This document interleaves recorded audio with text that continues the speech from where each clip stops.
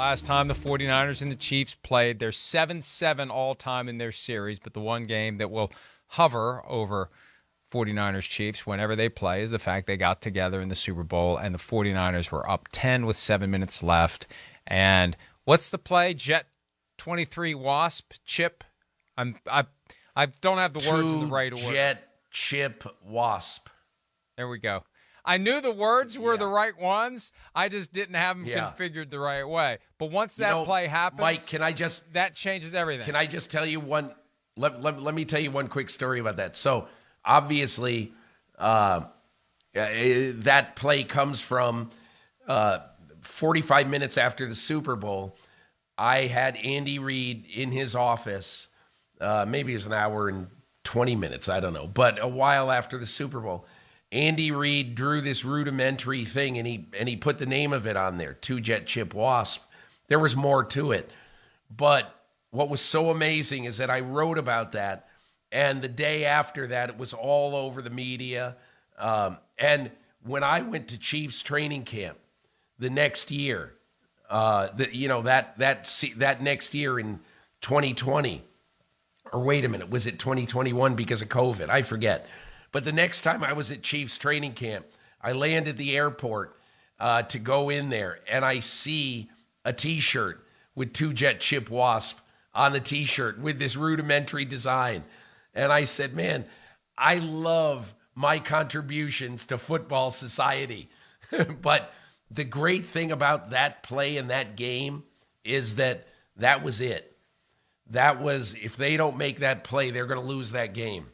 And that's one of the reasons why people will look at Patrick Mahomes and they will say, great player.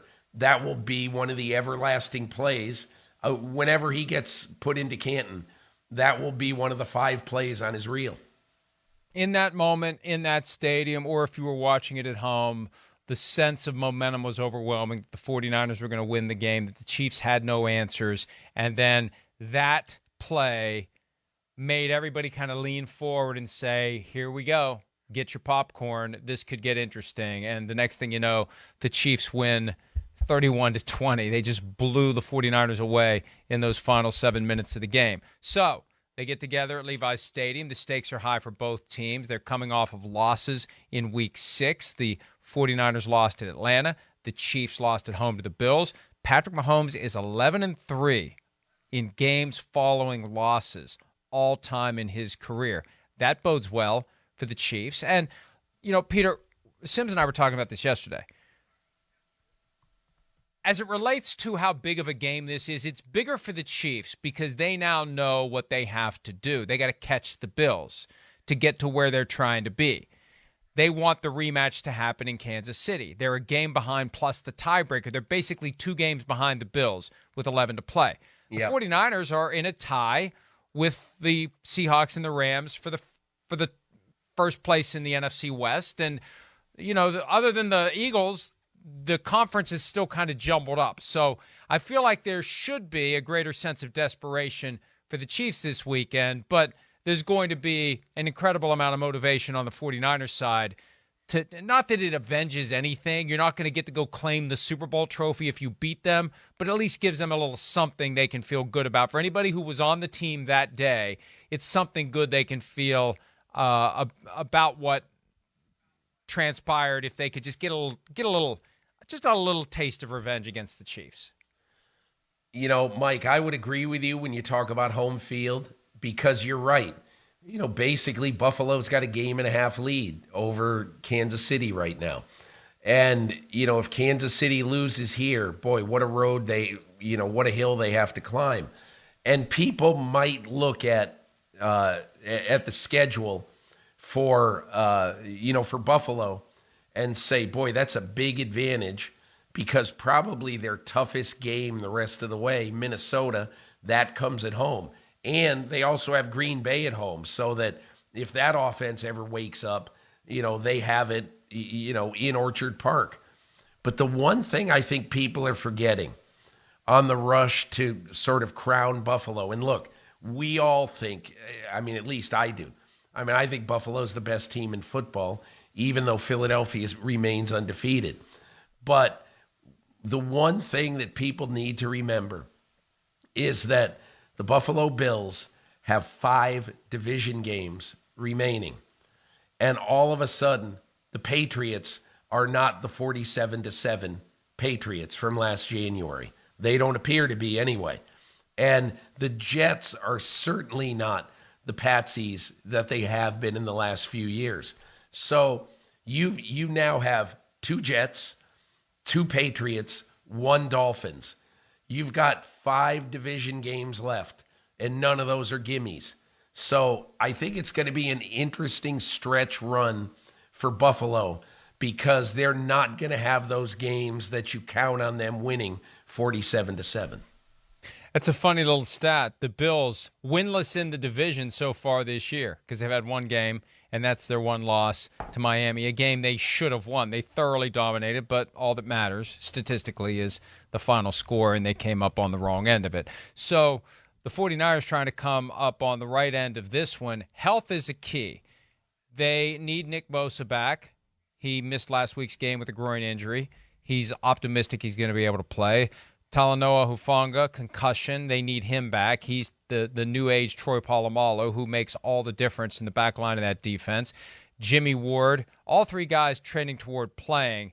That will be very helpful for the 49ers, especially against this diverse Kansas City offense, which doesn't have Tyreek Hill, but which has plenty of other weapons that put you in a position where if you fail to cover one of them, that's the guy Patrick Mahomes is going to find.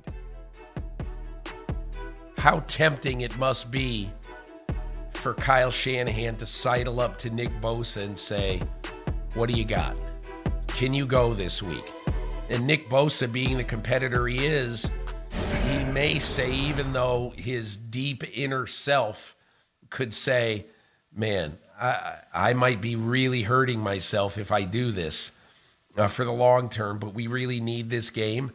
You know, that's the ultimate difficult choice that you make all the time with injured players or hurt players, whatever you'd call them. And so to me, I look at this game and I say, if Nick Bosa plays, what percent is he? And if he's not going to be 94%, should he play, knowing that you risk injuring him again and him being out for a longer period of time? And the other factor here, Peter, Nick Bosa has yet to get his long-term contract. That hasn't worked out for him yet. If he's gotten his long-term contract and his financial protection, he's more willing to roll the dice on a situation that could result in an aggravation and an extended absence. But for now, he's got to play at a high level to justify whatever it is he's going to try to get from the 49ers at the appropriate time. And it's coming on the heels of them taking on a significant financial burden for a stranger to the organization in Christian McCaffrey. He could be a little more hardened in his position. Sorry, guys, but I'm not going to risk myself here until I get mine. So I think that's one of those unspoken factors. A spoken factor for the Chiefs, and this is interesting, and Sims said this right away. We were on the air the other day when the news broke that Travis Kelce had done what they call a simple restructuring. You take the balance of your base salary for this year, you reduce it to the prorated minimum, the rest of it becomes a signing bonus, it creates cap space. And it was about $4.5 million in cap space that was created. Sims said they're going to make a run at Odell Beckham Jr. Here's Travis Kelce from the New Heights show talking about the potential impact of the money that the Chiefs freed up by restructuring Kelce's deal. All right, we got some news out today. You had a little contract negotiated. Yes, I did. Can you put us in behind the scenes with that a little bit? What happened? I'm not sure yet. It's a start to a move, right? Do you think so? You're freeing up cap space to be able to do something. Yeah, my agent just hit me up and said that they want to free up some cap space. So I was like, I get the money now? All right. Why not? Seems like a no-brainer. And it frees up cap space for us to get better as a team.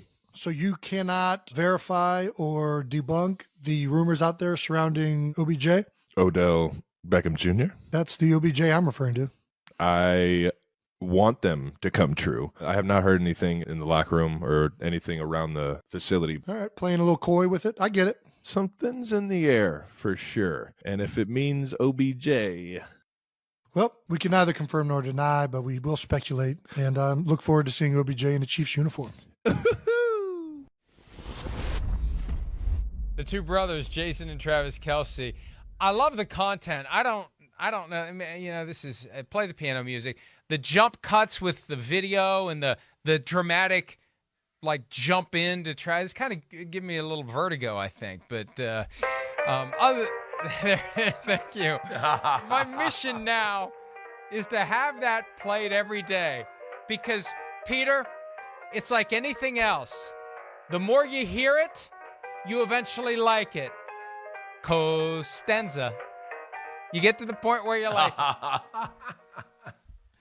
Hey, Mike, I was at the game on Sunday in Kansas City, and, I wrote this, but first of all, two observations as it relates to Odell Beckham Jr. One is that, everything that Kansas City did on offense, everything was a struggle. Did you notice that? I mean, to me, there was nothing that came easy for Mahomes on this day. And I would just be a little bit careful in thinking that adding a guy coming off an ACL is going to be able to come in and be a huge factor, let's say in the last 3 weeks of the season and in January and hopefully February. So I question. I know that Odell Beckham Jr. is the bright, shiny object that all the contenders are interested in. Even the Rams still are interested in him. You heard Von Miller. He said to Jared Bell after the game of USA Today, basically he wants Odell Beckham Jr. with the Bills. And that, to me, I just think you got to be careful about this. I'm not saying that would be a dumb investment at all. All I'm saying is it's not like you're trading for a guy who's healthy. You're trading for a guy who's trying to be an impact player 10 months after having ACL surgery. Does that happen a lot?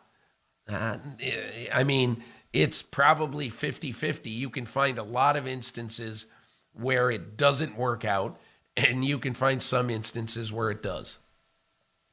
But you're going to find a team out there that is willing to make the bet that by January he'll be in a position where he can contribute. And look at what he did for the Rams last year. The timeline was different for the ACL repair. He went 11 months between injuring it against the Bengals and then coming back and playing. But he ended up doing pretty well, especially in the postseason for the Rams, and was in position to be the Super Bowl MVP, frankly, based upon his production early in the game and the way the game was unfolding and what he was doing. But for that ACL tear, he would have gotten a huge contract on the open market. And somebody is going to be very happy, I think, to have him come January, but you have to be patient between now and then. Hi, it's Mike Florio. Thanks for watching PFT on YouTube. Hit subscribe for the latest news and analysis from Pro Football Talk.